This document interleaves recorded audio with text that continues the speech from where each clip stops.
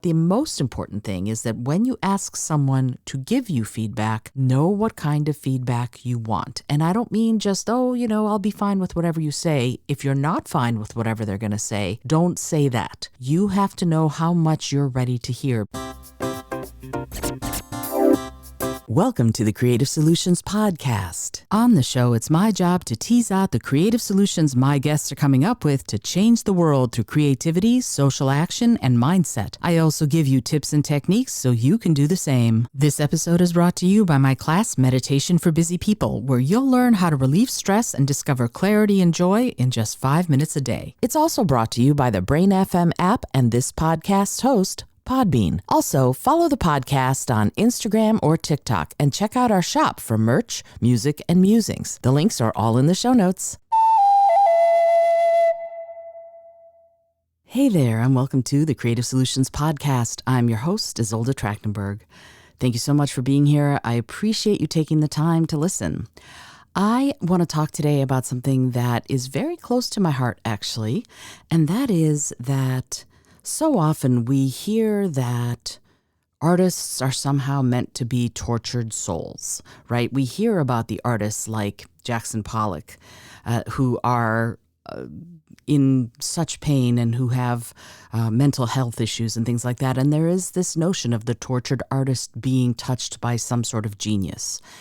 And I want to sort of stand in the way of that. I want to talk about today about how the heart of creativity can actually be something that improves your mental health, and how improving your mental health and how working on your own personal growth can actually help you become a better creative.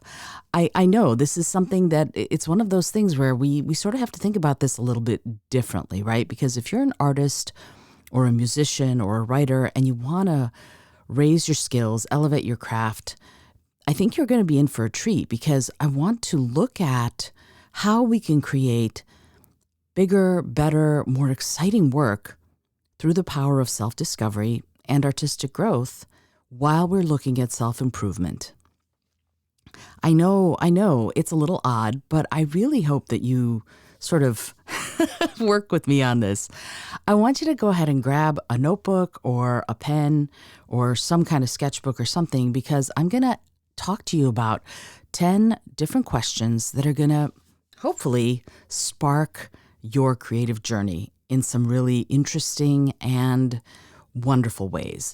I think these questions hold the key to unraveling sort of a true artistic essence, and I think they can help you, as well as me, tap into that wellspring of creativity that's inside you already.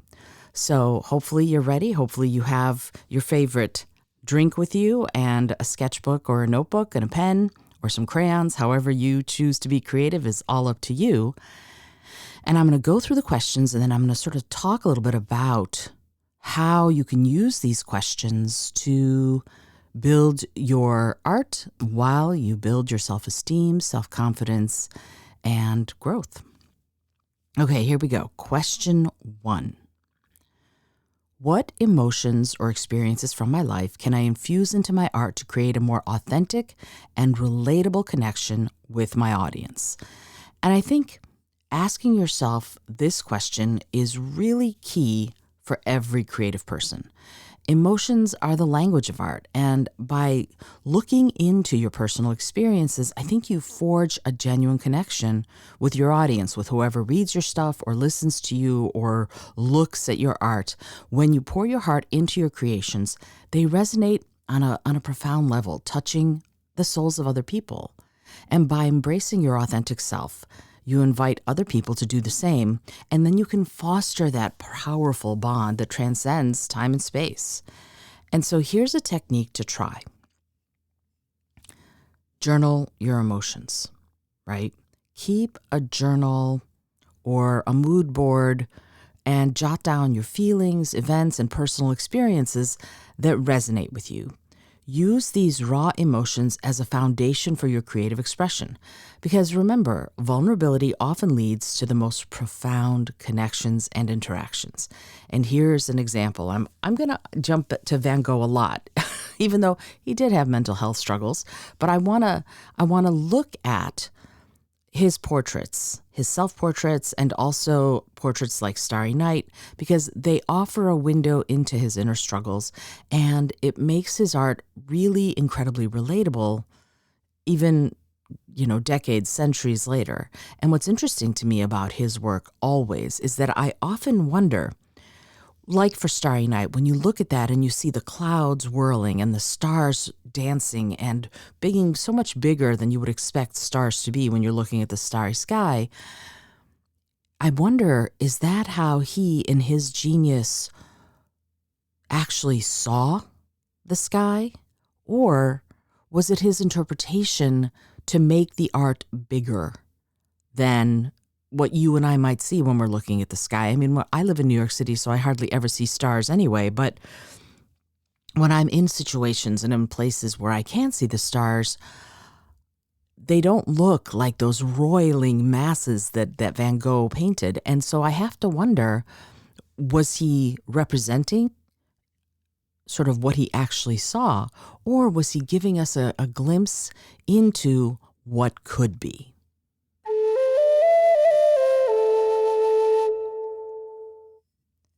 All right, here's the second question. In what ways can I challenge my artistic comfort zone and experiment with new techniques or styles to push the boundaries of my creativity?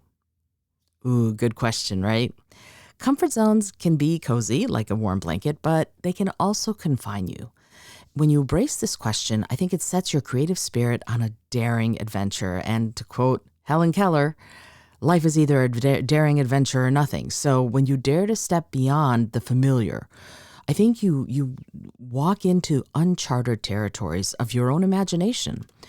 New techniques and styles, they're going to breathe fresh life into your art and your music and your writing. And they're going to inject it with, I think, a vitality that can only come out when you venture into uncharted territories. It's the unknown that gives that art, that creativity, its sizzle. And I think that's the essence of artistic evolution. It propels you towards greatness because you are walking through, swimming through, flying through, however you choose to imagine it, someplace no one has gone before, because no one has your experience, no one has your thoughts, no one has lived your unique lived experience, which means your perspective, especially as you imagine it and develop it, is something that has never, ever been done before anywhere.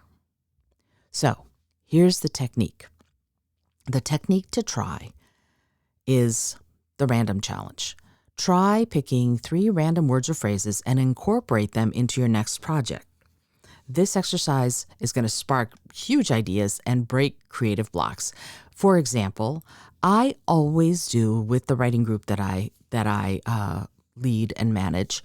We always do a writing exercise at every meeting, and that writing exercise takes 3 objects, and they are, usually we use this little set of cards that I developed, and there are a number of cards that are locations, a number of cards that are objects, and a number of cards that are professions. So we choose a location, an object, and a profession, and then we have to write a story to incorporate those very things. So you might get something like ring, detective, cave, and then you have to write a story that would incorporate a ring, a detective, and a cave.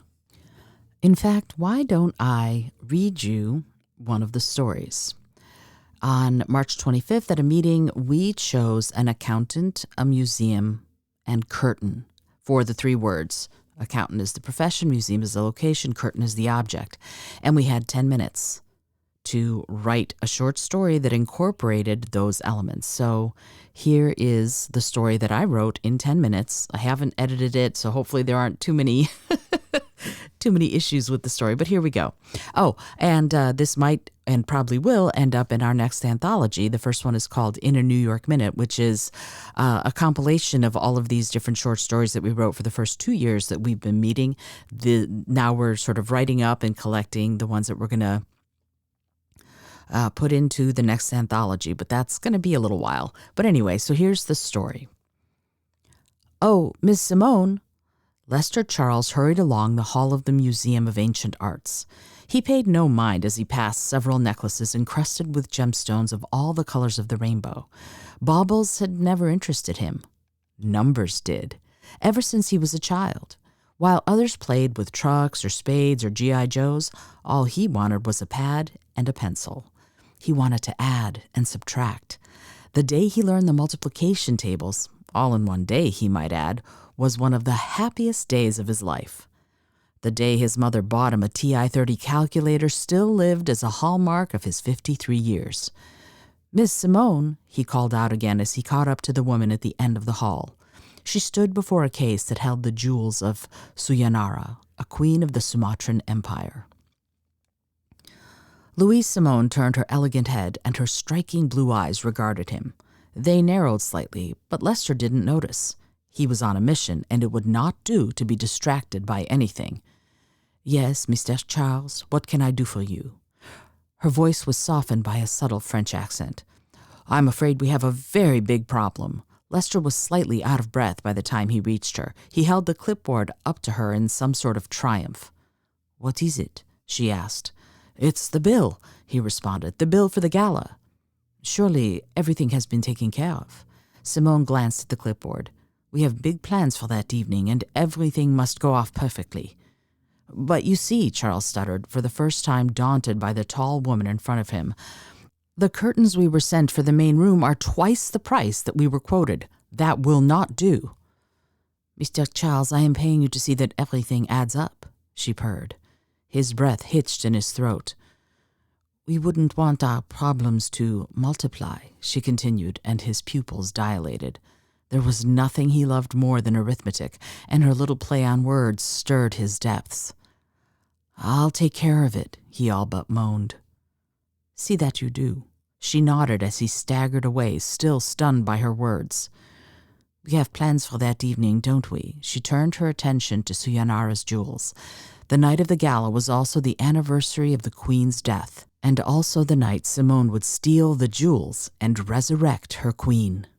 So you can see this story can be the beginning of a whole new mystery, right? A detective could show up. There could be all sorts of things that happen in this little story that didn't exist before we had gotten accountant, curtain, and museum as the prompt words for that writing challenge. So it can spark ideas. It can blast through creative blocks.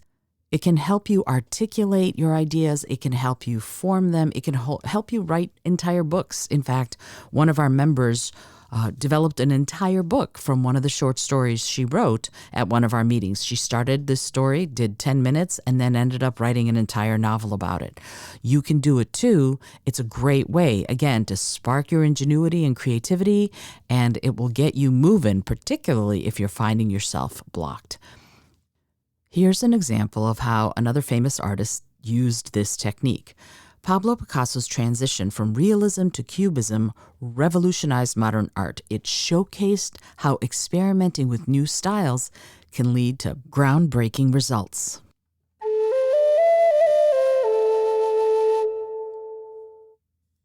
Question 3. How can I balance vulnerability and strength in my work, allowing my personal voice to shine while resonating with a broader audience? I think art of any kind is a dance between vulnerability and strength.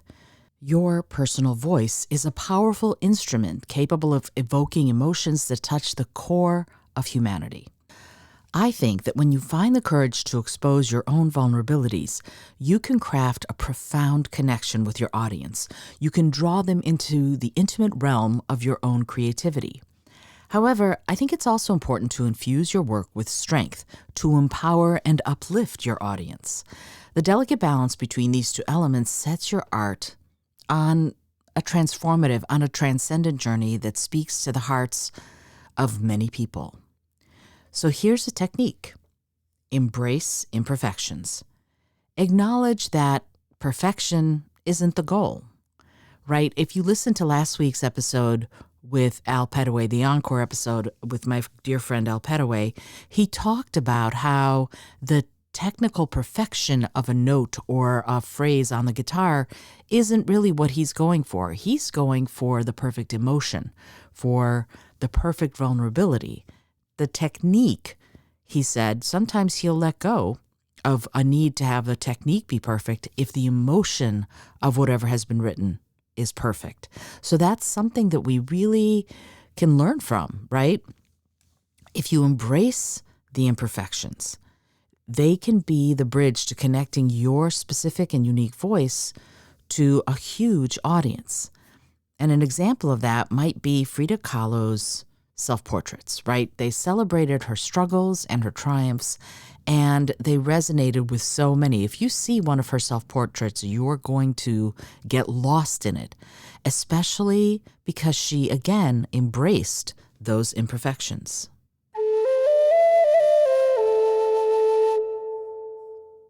Question 4. What past creative struggles have I overcome, and how can I harness those experiences to elevate the depth and maturity of my current creative endeavors? Ooh, that's a good one. Acknowledging your past creative struggles is akin to unearthing buried treasures, I think.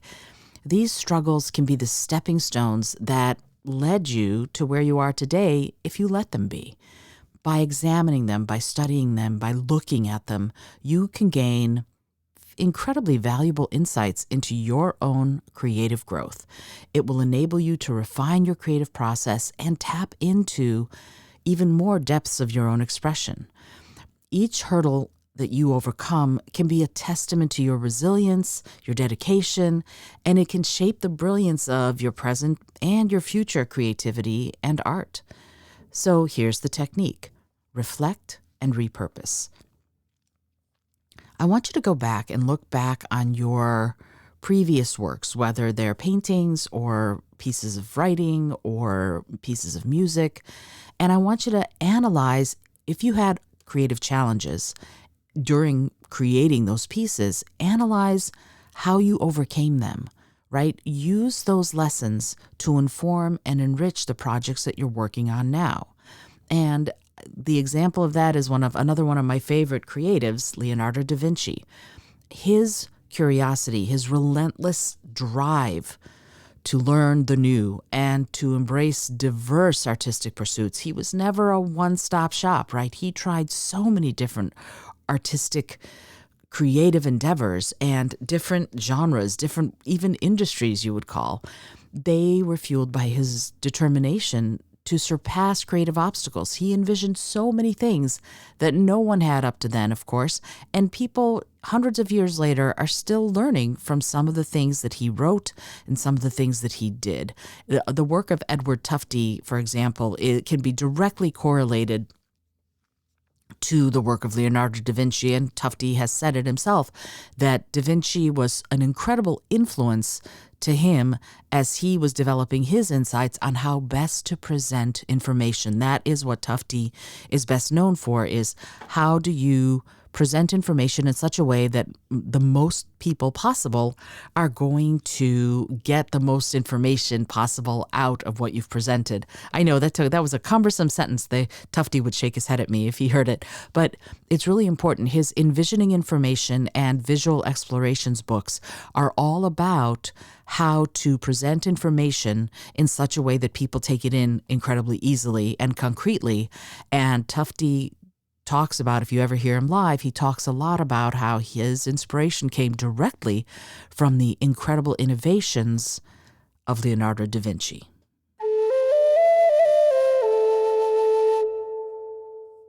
Question 5. Are there any recurring themes or symbols in my art, and what do they reveal about my subconscious mind or innermost thoughts? This is a really great one for me because my art, almost all my art, has some sort of water imagery in it.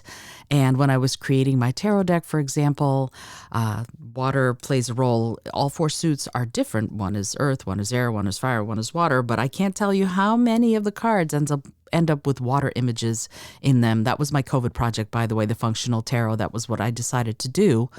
And water played such a huge role. Water plays a role in every song I've written, just about every song I've written. I'm drawn to the ocean. I'm drawn to water. I'm drawn to emotion and intuition and the unfathomable depths, but also the far-reaching possibilities of the ocean. So that says a lot to me about who I am and why water plays such a huge role in just about everything I create. Because I think art is a visual representation of your psyche, or it's a verbal representation of your psyche, or audible representation of your psyche, I guess. And the recurring themes and symbols hold profound significance. So if you explore the depths of those elements, it's like deciphering the language of your own subconscious mind. And you know how much I love talking about the subconscious and your intuition and the information that your subconscious can bring you when you need it, right? For me, it's the librarian who lives in my head who looks surprisingly like Edna Mode from The Incredibles. But I'm very good friends with my subconscious mind. I ask it for answers, information, ideas, and advice all the time. And I let it bubble up and show me what I need to know, right? Because each stroke, each note, each word is a clue to understanding the core of who you are. And so when you solve those mysteries, when you unravel them, you are going to gain clarity. You're going to allow your art to express a captivating aura almost. It's going to draw your audience into your unique world at the same time as it's going to relate your art to them and let the two of you and the person who is beholding your art, relate to one another. And here is the technique. Symbol mapping.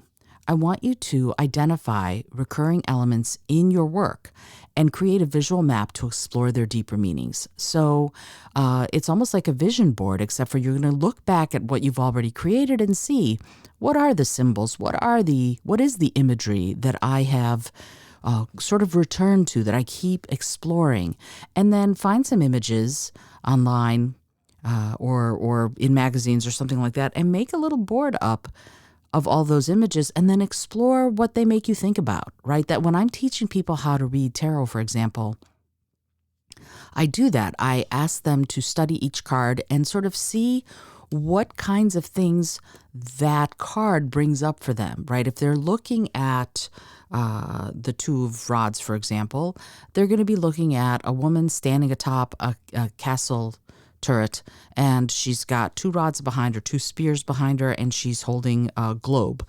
And to me, it's always like the world is your oyster. She's looking on everything that is hers, her dominion, if you will, her domain. And so it's everything to me in that card is all about sort of grabbing life by by the globes, I'll say, and really sort of starting out strong to go for what you want.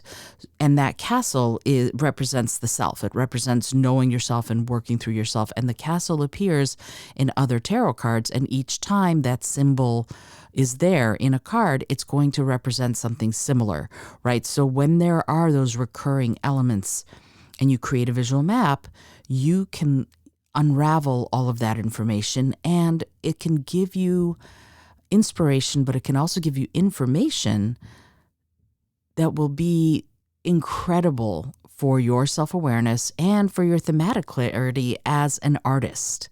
And here's another example. Georgia O'Keeffe. Georgia O'Keeffe's floral paintings highlighted her fascination with the intricacies of nature and their relationship to the human form. And it's interesting, there was this beautiful, wonderful exhibit of Georgia O'Keeffe's stuff at the Museum of Modern Art here in New York City, and I went to it. And what was fascinating to me about her stuff at that exhibit was that it was a lot of her stuff in process, right? They had images of some of her paintings before she finished with them. So it showed the progression of her own creativity as she did all of these incredible pieces of art. And I think the thing about that that's so important is that we can do the same. And in fact, I'm going to put the images of something that I did in the show notes for this, because a couple of years ago, I did a creative project, if you will, where I was going to paint a painting a day for a year. And I was asking for requests. And my friend Tamara knows how much I love Starry Night by Vincent van Gogh. And so she suggested that I paint my own version of Starry Night. And I was like, oh my goodness, okay, I'll try.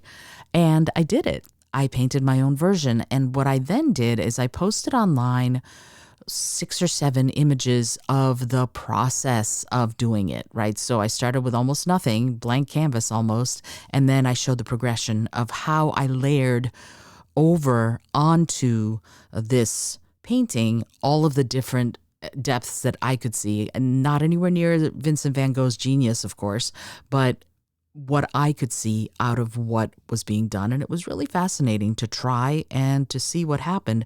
But looking at that progression really, really, really brought home to me how hard it is to do, but also how much I had achieved for myself. And it boosted my self-confidence as an artist, because I'm not a painter, really, I'm not. I'm a musician and a writer, but it boosted my self-confidence for all of my creative endeavors. So if you try this, I think you're going to notice that it's going to do the same thing for you.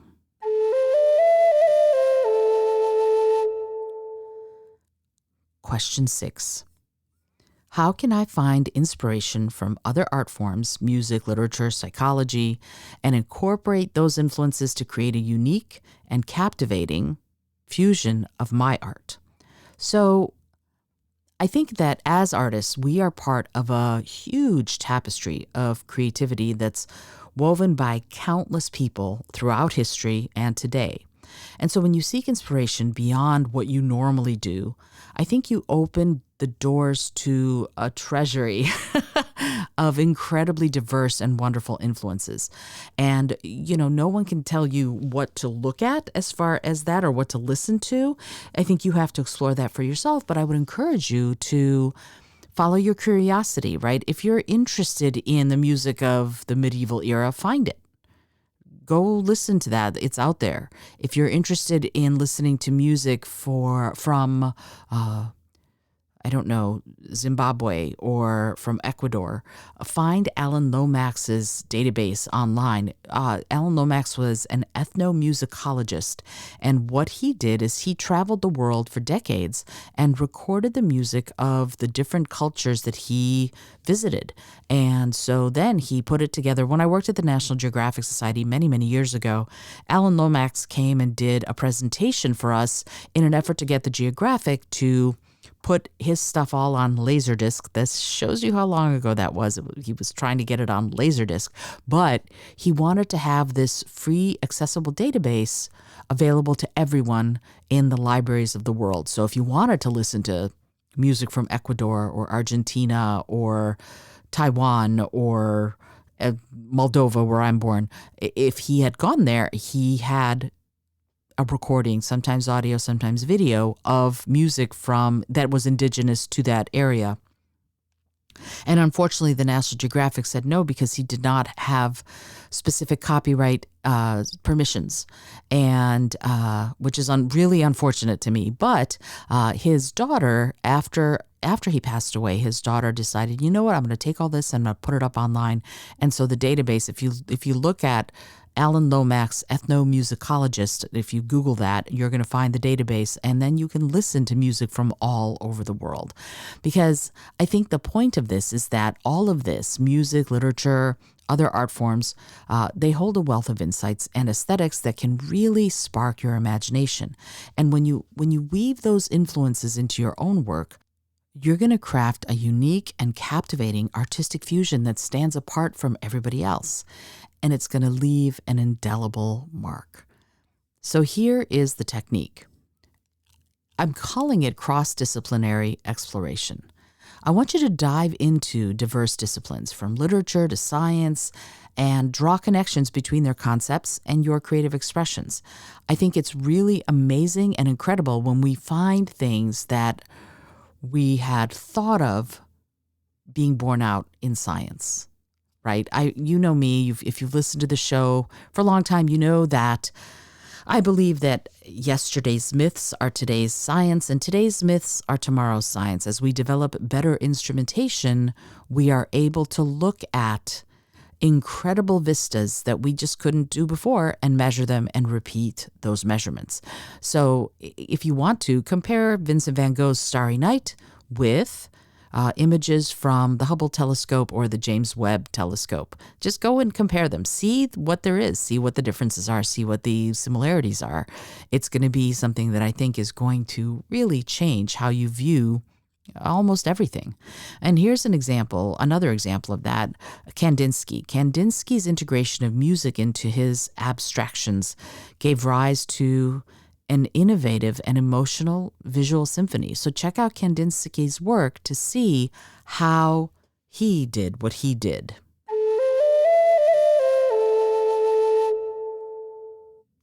Question 7.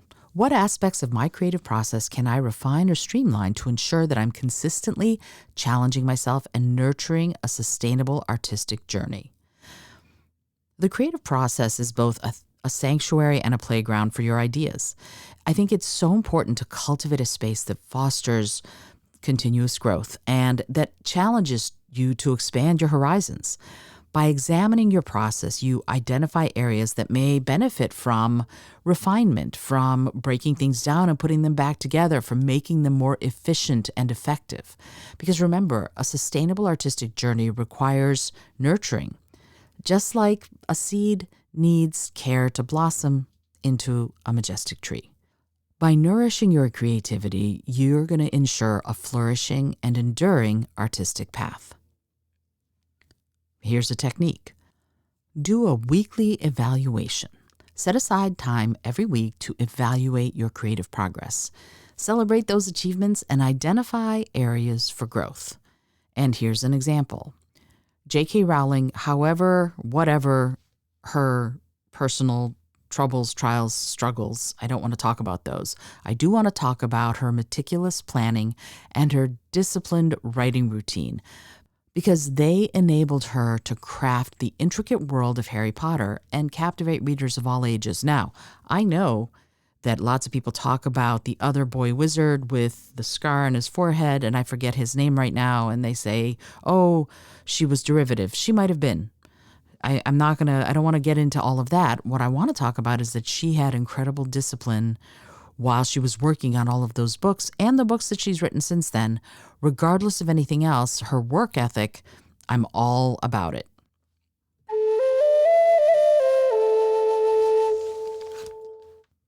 Question 8. Do I actively seek constructive criticism and feedback on my work, and how can I use that to refine my vision and take my art to new heights? Here's the thing. Anytime we call it criticism, people go, ooh, right? And why is that important? It's important because you have to know the kind of feedback you want. And I'm going to talk about that in a sec. But I want you to understand that constructive critique can be the compass that guides you toward excellence. It can be daunting, no question. Embracing feedback from other people and mentors, it's an essential part of your artistic growth, but it can also terrify you, and I know that. By inviting those diverse perspectives, you can gain incredible insights into your work's strengths and areas that you might need to improve. It's like polishing a gem to let its brilliance shine even brighter. Remember, feedback isn't a judgment of your worth. It's a catalyst for reaching new heights in your creative endeavors. But the most important thing is that when you ask someone to give you feedback, know what kind of feedback you want. And I don't mean just, I'll be fine with whatever you say. If you're not fine with whatever they're going to say, don't say that. You have to know how much you're ready to hear, because if you're thinking, I can handle whatever they say, but you really can't, it's just going to disappoint you and it's going to strain your relationship with the person who gives you feedback. Instead, go delve deep and find out what it is that you can handle and ask for that. And maybe you'll be able to handle more later, but if for now, all you want is supportive feedback, great. If you're ready for more, you can go, okay, tell me what works for you and what doesn't work for you. Don't ask them for what they like and what they don't like. That's subjective. That's not what we want. When we're asking for critique, you want to ask for what works for the person and what doesn't work for that person, what's clear and what's confusing, what they get and what they don't get, rather than, do you like it? Because they may love it, but everybody else may hate it. They may hate it, but everybody else may love it. So that's the important thing here, is that you want to know what you want to know and be prepared for that level of critique. If you are not prepared for it, don't ask for it yet, because it's just going to make you feel bad and you don't want to do that. So here's the technique. It's about finding constructive critique partners. Find other creatives or mentors who can give you honest and constructive feedback, and embrace that critique as an opportunity for growth, not as a personal attack. Ooh, I know that's hard, but that's really the way to do it. And here we go. An example, the Beatles. They were super open to feedback from George Martin, their producer, and that elevated their music from catchy pop songs to masterpieces. I mean, their later stuff, masterpieces. Their early stuff, they did covers. They were very, I want to hold your hand, I want to hold your hand, I want to hold your hand. Okay. But then when you've got the later albums, you've got magic. Lennon and McCartney working together produced magic, but George Martin helping them elevated the magic to something absolutely timeless.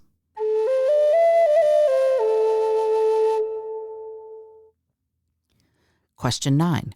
How can I embrace the uncertainties and vulnerabilities inherent in the creative process and channel them into my art to create more emotionally compelling pieces? Ooh, right? That's a good question, because the creative process is similar to that thrilling adventure I was talking about. It's about journeying into the unknown. And those uncertainties and vulnerabilities are part of that journey. So embrace them, because I think they hold the power to infuse your creativity with emotional depth and with authenticity. Imagine you were a skilled alchemist, right? You can transform that vulnerability into strength, fear into courage, and doubt into determination. By channeling those emotions into your work, you're going to create pieces that resonate really deeply with your audience, because they're going to recognize the genuine essence of your creations. So here's a technique: fear-driven creativity. Embrace that fear as a catalyst for your creativity. Really infuse the essence of your fears in your work, transforming that vulnerability into strength. And here's an example. Edvard Munch's painting The Scream captured the intensity of anxiety. I have anxiety myself, and every time I see it, I'm like, I'm a little uncomfortable, because I know that, right? I don't express my anxiety very often. This is a really rough time for a lot of us, but I don't go out into the world and talk about my anxiety very much. But when I see The Scream, it makes me go, yeah, I know that. I know that feeling of just, ah. So that painting it's an enduring symbol of human emotions, of a range of human emotions. Not all of them, of course, but a range for sure.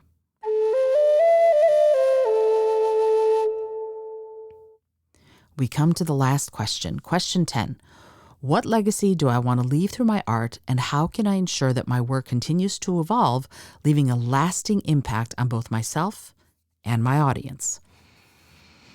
As creators, I think we have a unique opportunity to craft a legacy that goes on through time after us. It's important to reflect on the impact that you want to make with your creativity. So by envisioning the legacy that you want to leave behind, you can sort of set a North Star for yourself, right? It's going to help you navigate your creative path. Remember, your artistic journey is constantly evolving. If you embrace those changes, if you adapt, if you let your art blossom into new forms, you're going to weave something that is going to be almost like a tapestry of inspiration, and it's going to leave an everlasting mark on the world. And here's the technique to try. Think about it as a legacy manifesto. Create a manifesto outlining your artistic vision, your intentions, and the impact you aim to leave on the world. Revisit that. Evolve this manifesto as you grow. You're going to be amazed at once you actually conceptualize for yourself that this is my legacy. This is the legacy I want to leave with my art. It changes how you view all of the art that you make after you've conceptualized the legacy you want to leave. I know it sounds weird, but it's so true. It becomes sort of the thing that informs all of your decisions. Oh yeah, I want my legacy to be X. Is this serving X? If it's not serving X, what am I doing with it? If it is serving X, then I'm free to go, continue, and explore. And an example of that is the incredible Maya Angelou's timeless poetry and her writings that inspire generations. And they continue to shape the world's landscape of literature, of poetry, of art, because she always had that legacy. And maybe she didn't know it consciously, but we can forge our own legacies consciously. I mean, just look at the title of her work, I Know Why the Caged Bird Sings. I can't even say that title. I can't even say that phrase without getting a little teary.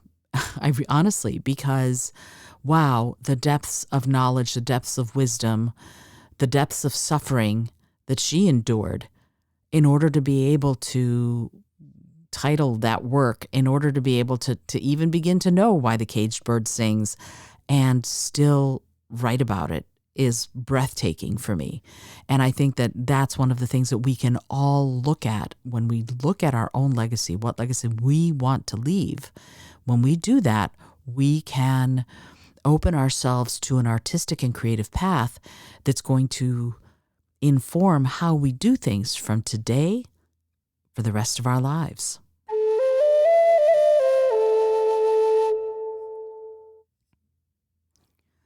I hope you enjoyed today's episode. It was huge. I mean, wow.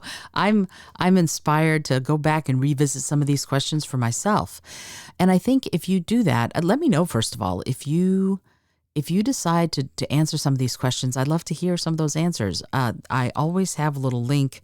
You can leave me a voicemail. And if you answer some of these questions, do me a favor, leave me a voicemail, read the question that you decided to answer, and tell me your answer, and I'll put it on a future episode of the show, because I think that's a way for us to develop community together. And another thing that I'm going to be doing in the next little bit is I'm going to be doing a fabulous giveaway of some of the books by Paul Rodney Turner. He wrote Food Yoga, Nourishing Body, Mind, and Soul, which is one of my favorite books on that topic of food and yoga and how together they can make, in many ways, a whole life. He also wrote a bunch of other books, and we're going to be doing a giveaway. He's on the show next week. So if you hear this and you want to be part of the giveaway, join that episode and you're going to be able to be part of that giveaway and perhaps get a copy of one of Paul Rodney Turner's books. And what's really cool is that he and his wife actually live in South America, and they run, I think, one of the only, if not the only, animal sanctuaries in Colombia, farm animal sanctuaries. And the work that they're doing is amazing. So I'm super excited and super happy to have him on the show next week to talk about all of this. And we're going to be doing a giveaway starting next week. So I hope that you join that episode and do the giveaway. It's going to be super fun. And I'll be sending books out willy-nilly. It's going to be great. Anyway, the point of all this for me is to talk about how creativity can help our personal growth and how our personal growth can inform our creativity. But I think yoga plays a role in that, which makes me super happy to talk about, right? We can create every single day. We can move our boundaries. We can explore. We can imagine. We can get curious. All of these things can be part of the questions that we ask ourselves every single day. And if we explore them, truly explore them, and let our imagination soar, we can do incredible things to not only elevate art and creativity and know ourselves better, but also elevate the entire experience of the entire world. Until next time, as always, I remind you to be bold, be creative, and most of all, be kind.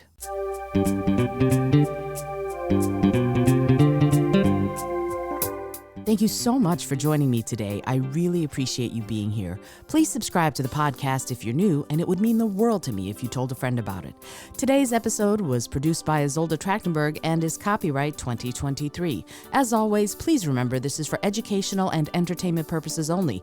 Past performance does not guarantee future results, although we can always hope. Until next time, keep living what you believe in.